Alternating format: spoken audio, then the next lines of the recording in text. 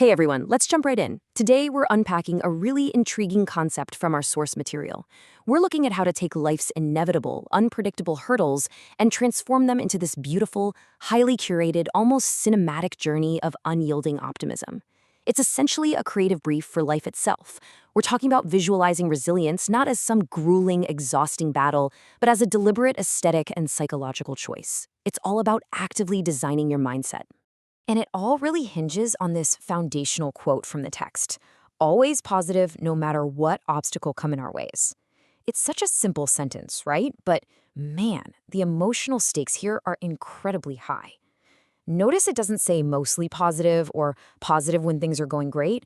The mandate is absolute. It totally acknowledges that, yes, obstacles are definitely going to come our way, but it demands this unwavering baseline reaction to them.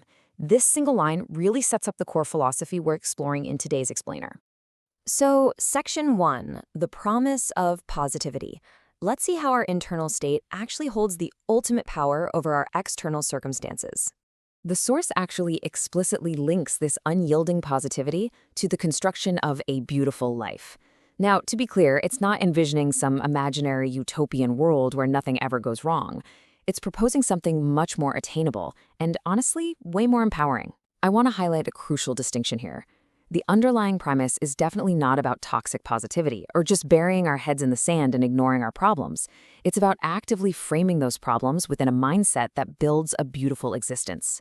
It's this idea that beauty isn't just something that happens to you by chance. It's a psychological architecture that you construct, literally brick by brick, through your positive reactions to adversity. Moving on to Section 2, designing a calm mindset. How exactly do we build this mental architecture? Well, let's look at the source's brilliant use of visual aesthetics, because it perfectly captures the dual reality we all live in. On one hand, we've got the obstacles in our ways, the harsh, jagged, totally unpredictable realities of daily life. But then we have the proposed antidote: cinematic soft colors and nature. By deliberately choosing to view our lives through a cinematic lens, bathed in soft colors, we're basically applying a calming, grounding filter over those harsh realities. It's essentially a visual representation of emotional regulation. Let's break down these specific directorial mandates requested by the source. We've got cinematic design, a soft color palette, a nature background, and the inclusion of a cartoon character. Now, these aren't just arbitrary design choices thrown together. Think of them as an actual blueprint for a tranquil mental environment. The cinematic aspect elevates your daily struggles into this epic journey with real purpose. The soft colors work to soothe your nervous system. That nature background grounds us in something way larger and more enduring than whatever temporary problems we're facing. And then there's the cartoon character, which represents this untethered optimism. It's that kind of animated, totally unbreakable resilience that lets a character walk right off a cliff and just hang in the air until they look down. Which brings us right to Section 3, the Cinderella archetype. Let's look at why this exact figure was invoked. So the crucial point here is that Cinderella is way more than just a fairy tale princess. In this context, she is a powerful archetype of unyielding positivity, grace, and kindness in the face of really deep systemic hardship. Think about it. She's mistreated, she's marginalized, she's completely surrounded by negativity, yet she never once adopts the toxicity of her environment. The text request for a character like Cinderella is really all about relying on your internal strength and maintaining total grace under immense pressure. A Cinderella-like figure essentially uses that soft, positive demeanor as a literal form of armor.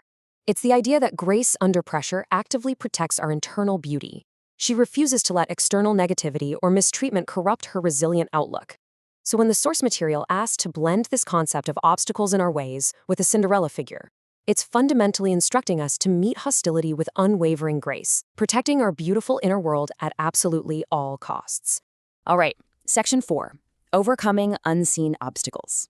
Let's see how this curated mindset functions in real time. How does this play out when a crisis actually hits? It builds into a very actionable 3-step mental process. Step 1 is confronting the obstacle. You don't ignore it. You look the hurdle right in the eye. Step 2 is grounding in the nature mindset. Instead of panicking or spiraling, you retreat to that internal, soft-colored, cinematic baseline you've already designed. You take a breath and you find your footing. And finally, Step 3, emerging with positivity. Because you didn't let the obstacle dictate your internal state in Step 2, you can react outwardly with the grace of our Cinderella archetype. It's a real game changer. And that leads us to our final part, Section 5, Cultivating Resilient Beauty. Let's synthesize the final lesson from this incredibly layered text. This beautifully illustrates the ultimate takeaway here. True resilience isn't just about gritting your teeth, white-knuckling it, and enduring pain. Not at all. It is the active synthesis of visual calm and internal strength. By intentionally cultivating this cinematic, soft, and grounded inner world, we literally empower ourselves to navigate the absolute harshest realities of the real world, and to do so beautifully. The beauty isn't found in the absence of the storm, right? The beauty is in how gracefully we choose to weather it.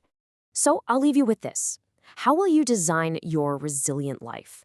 Knowing for a fact that obstacles are absolutely guaranteed, what soft colors are you going to paint your internal world with? It's time to channel that Cinderella archetype and start constructing your own beautiful life today. But remember, the real test isn't tomorrow. It's literally the very next time something goes wrong. Are you going to be ready? Thanks so much for joining me for this explainer, and I will catch you next time.